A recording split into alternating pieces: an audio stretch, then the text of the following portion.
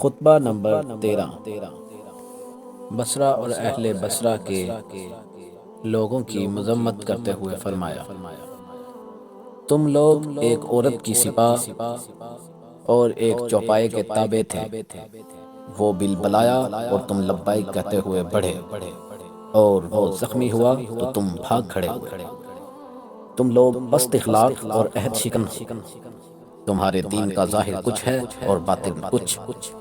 تمہاری زمین کا پانی تک شور ہے، اور تم میں اقامت کرنے والا گناہوں کے جال میں جکڑا ہوا ہے، اور تم میں سے نکل جانے والا اپنے پروردگار کی رحمت کو پا لینے والا ہے۔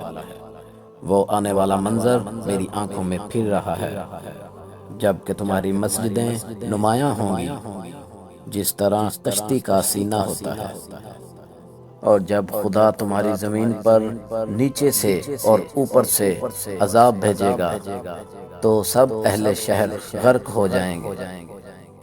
ایک اور روایت سے، خدا کی قسم تمہارا شہر غرق ہونے والا ہے، اور اس کی مسجدیں کشتی کے سینے یا شتر مرغ کے سینے کی طرح ہیں۔ ایک اور روایت میں ملتا ہے کہ تمہارا شہر اللہ کے شہروں میں مٹی کے لحاظ سے سب سے گندا اور بدبودار ہے۔ اس سمندر کے پانی سے قریب اور آسمان سے دور ہے۔ برائی کے 10 حصوں میں سے 9 حصے اس میں پائے جاتے ہیں۔ جو اس شہر میں آ گیا وہ اپنے گناہوں میں قید ہو گیا، اور جو اس سے چل دیا عدو الہی وہ اس کے شریک حال رہا۔